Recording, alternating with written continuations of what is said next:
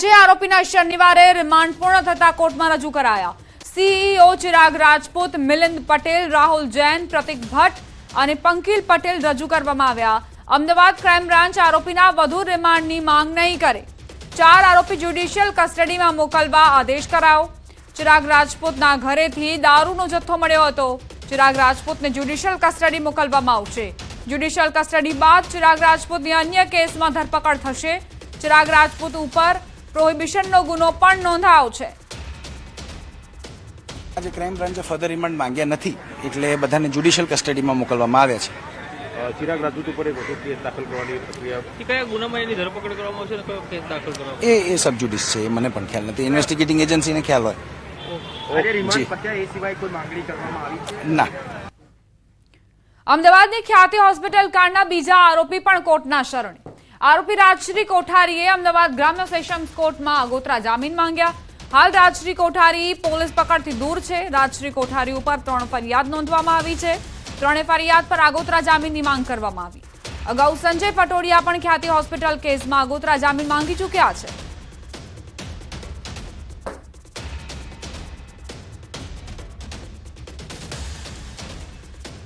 વાત કરીશું હવે મહાઠગની।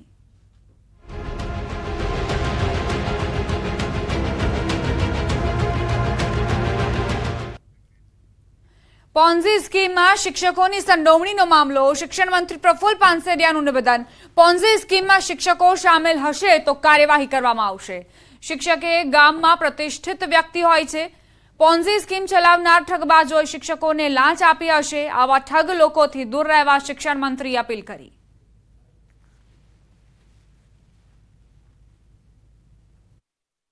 સીઆઈડી ક્રાઇમ આનું બહુ સરસ રીતે તપાસ કરી રહી છે। એક પણ વ્યક્તિ આમાં ઇન્વોલ્વમેન્ટ હશે અને જો એમનું સાબિત થશે તો શિક્ષણ વિભાગ કોઈ પણને છોડશે નહીં। એમના ઉપર કડકમાં કડક નિયમાનુસારની કાર્યવાહી અમે કરીશું। એમાં કોઈ બાંધછોડ કરવામાં આવશે નહીં। સાબરકાંઠામાં એજન્ટો બનેલા શિક્ષકો સામે પગલાં લેવાશે। ફરિયાદ થશે તો આવા શિક્ષકો સામે પગલાં લેવામાં આવશે। સાબરકાંઠા જિલ્લા પ્રાથમિક શિક્ષણાધિકારીનું નિવેદન। કેટલાક શિક્ષકો એજન્ટ બન્યા હોવાની ચર્ચા છે। કેટલાક શિક્ષક એજન્ટ મદદનીશ ભૂગર્ભમાં ઉતર્યા। પોપટ માસ્તરથી ઓળખાતા શિક્ષકે મોટી જાળ બિછાવી હતી। તપાસના ડરથી પોપટ માસ્તર નામનો શિક્ષક ભૂગર્ભમાં ઉતર્યો। રોકાણ માટે લલચાવી શકનારાઓને મોંઘી ગિફ્ટ અપાતી। શિક્ષકોની મૂડીને આકર્ષવા બિછાવી હતી લોભામણી જાળ। આચાર્ય શિક્ષકોને એજન્ટ રૂપે માસિક કમિશન ચૂકવાતું હતું। શિક્ષકોની બચત મૂડીને ફસાવનાર શિક્ષક એજન્ટો સામે રોષ જોવા મળ્યો છે। કોઈ ફરિયાદ આવી નથી, કોઈ શિક્ષક વિરુદ્ધ કોઈ ફરિયાદ આવેલી નથી। જિલ્લામાં 6000 શિક્ષકો કામ કરે છે। જ્યાં સુધી કોઈ વ્યક્તિગત શિક્ષક વિરુદ્ધ ફરિયાદ ના આવે ત્યાં સુધી કોઈ કહેવું કે ભાઈ એજન્ટ તરીકે કામ કરેલું છે એ કઠિન વસ્તુ છે। એટલે ફરિયાદ આવે તો ફરિયાદના આધારે તપાસ કરાવી અને તપાસની અંદર ફલિત થશે તો શિસ્ત વિષયક નિયમોનુસારની કાર્યવાહી કરવામાં આવશે। શિક્ષણ સામે આ પ્રકારની કોઈ પણ ભૂમિકા જો ભજવેલી હશે અને તપાસની અંદર ફલિત થશે તો એના વિરુદ્ધ શિસ્ત વિષયક કાર્યવાહી કરવામાં આવશે।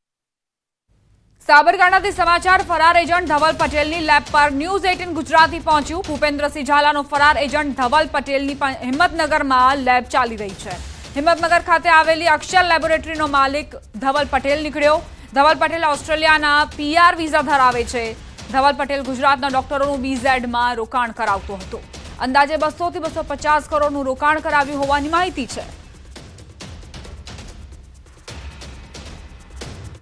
સમાચારોમાં આગળ વધીએ। પાટીદાર અગ્રણીઓના વિવાદ અંગે મોટા સમાચાર। સસ્પેન્ડેડ PI સંજય પાદરિયાને રાહત મળી શકે છે। પાદરિયા સામે હત્યાના પ્રયાસની કલમ રદ કરવા માટે પોલીસે કોર્ટમાં રિપોર્ટ કર્યો। તબીબી અભિપ્રાય અને હથિયારથી હુમલો ન હોવાના કારણે પોલીસ BNSની કલમ 109(1) રદ કરવા કોર્ટમાં રિપોર્ટ કર્યો।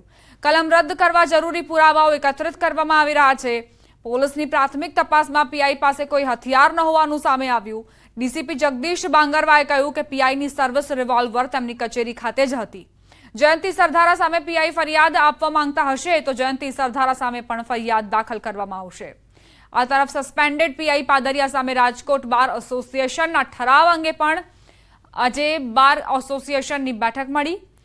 આરોપ છે કે સભ્યોની જાણ બહાર જ પાદરિયાનો કેસ ન લડવાનો ઠરાવ કરાયો હતો। હવે આ ઠરાવ સામે 100 વકીલો સહી કરીને રાજકોટ બાર એસોસિએશન અને બાર કાઉન્સિલ ઓફ ગુજરાતને રજૂઆત કરશે. બોર્ડ મીટિંગ બોલાવ્યા વગર પાદરિયા વિરુદ્ધ ઠરાવ થતા સર્જાયા અનેક તર્ક વિતર્ક. તમામ પુરાવાઓને ધ્યાને લઈ જો બીએનએસની કલમ 109 હતી જેમાં હત્યાનો પ્રયાસ હતો, આ કલમ ડ્રોપ કરવા માટે કોર્ટમાં રિપોર્ટ કરવામાં આવ્યો છે અને મેડિકલ સર્ટિફિકેટના આધારે બીએનએસની કલમ 117(2) ઉમેરા કરવા માટે રિપોર્ટ કરવામાં આવ્યો છે. હાલ સુધીની તપાસમાં કોઈ પણ પ્રકારની હથિયારની વિગત સામે આવી નહીં. એમને કોઈ પણ પ્રકારની સર્વિસ રિવોલ્વર એમના ટ્રેનિંગ સેન્ટરથી ઇસ્યુ કરવામાં આવી નહીં એવી અમારા તપાસમાં સામે આવ્યું છે. હિંમતનગરમાં પારસ કોર્પોરેશનના આઈટી વિભાગનું સર્ચ 14 કલાકથી આઈટી વિભાગનું સર્ચ ચાલી રહ્યું છે. ગઈકાલે સવારથી આવેલી આઈટીની ટીમ બંધ ઓફિસ બહાર બેસી રહી હતી. ઓફિસ ગત મોડી સાંજે ખુલતા આઈટી વિભાગે કાર્યવાહી શરૂ કરી. કાર્યવાહી દરમિયાન એક શખ્સ 3.50 લાખ લઈને આંગળીયું કરવા આવ્યો હતો. આઈટીની ટીમે પૂછપરછ કરીને કાર્યવાહી શરૂ કરી હતી. છેલ્લા કેટલાય સમયથી થયેલા મોટી રકમના વ્યવહારોને લઈને સર્ચ ઓપરેશન થઈ રહ્યું છે. પાટણથી સમાચાર. પાટણ બાળ તસ્કરી કૌભાંડના તાર પાલનપુર સુધી હોવાની આશંકા છે. બાળ તસ્કરી કૌભાંડ અંગે મોટા ખુલાસા થઈ શકે છે. પાલનપુરના મોટા ગામની સીમમાંથી 6 માસ અગાઉ મળી આવેલ બાળક અંગે મોટા ખુલાસા થઈ શકે છે. મળી આવેલું બાળક બાળ તસ્કરીનું હોવાની આશંકા. બાળકના મગજમાં પાણી ભરાયેલું હોવાથી તેનું ઓપરેશન કરાયું હતું. અત્યારે બાળક પાલનપુરના બાળ શિશુ ગૃહમાં છે. પાટણ પોલીસની તપાસ બાદ બાળકને લઈને ખુલાસો થશે. પાટણ બાળ તસ્કરી મામલે બનાસકાંઠાના થરાની સંસ્કાર હોસ્પિટલમાં કામ કરતા રૂપસિંહ ઠાકોરની પોલીસે અટકાયત કર્યા બાદ હોસ્પિટલના ડોક્ટરનું નિવેદન લેવામાં આવ્યું. કાંકરેજના થરામાં આવેલી સંસ્કાર હોસ્પિટલના ડોક્ટર મોહસિન ઘાંચીએ કહ્યું, રૂપસિંહ ઠાકોર છેલ્લા 1 વર્ષથી સંસ્કાર હોસ્પિટલમાં નોકરી કરતો હતો. સંસ્કાર હોસ્પિટલનું આમાં ઇન્વોલ્વમેન્ટ નથી અને આ બધું કઈ રીતે થયું તે તપાસમાં જ બહાર આવશે. હોસ્પિટલમાં પણ એસઓજી અને પોલીસે સર્ચ કરી રજિસ્ટર ચેક કર્યા હતા.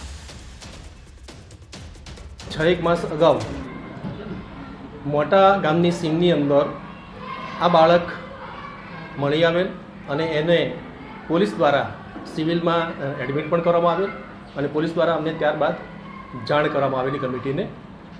અને એ બાદ એ બાળકને મગજમાં પાણી ભરાયેલું હોવાનું જાણવા મળે ડૉક્ટર દ્વારા અને એ બાળકનું સિવિલ સર્જનના અભિપ્રાય પ્રમાણે એ બાળકના મગજનું ન્યુરોસર્જન પાસે ઓપરેશન પણ કરાવ્યું અને બાળક અત્યારે નોર્મલ સ્થિતિમાં છે અને અત્યારે અમારા પાલનપુર શિશુ ગૃહ ખાતે છે. 27 તારીખના સાંજે એસઓજીના ચેકિંગ માટે પોલીસ આવ્યા હતા અને એ રૂપસિંહ નામના શખ્સ માટે પૂછ્યું હતું અને એને અહીંયા પૂછપરછ કરી હતી.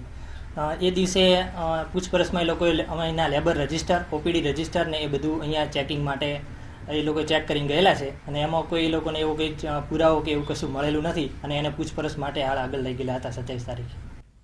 દ્વારકાના રાવલમાં ગેરકાયદેસર દબાણો પર તંત્ર દ્વારા તવાઈ બોલાવાઈ. મેઇન ગેટથી બસ સ્ટેન્ડ સુધીના માર્ગ પર આવતા દબાણો તંત્રએ દૂર કર્યા.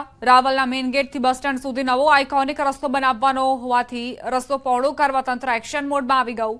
રસ્તો પહોળો કરવા મામલે તંત્રના જુદા જુદા વિભાગે સંયુક્ત કામગીરી કરીને દબાણનો સફાયો કર્યો. પાલિકા દ્વારા નોટિસ પાઠવ્યા બાદ પોલીસના બંદોબસ્ત સાથે ડેમોલિશનની કાર્યવાહી હાથ ધરાઈ. રસ્તા પર આવતા 35થી વધુ દબાણો દૂર કરાયા. કેટલાક લોકોએ સ્વેચ્છાએ દબાણો હટાવ્યા.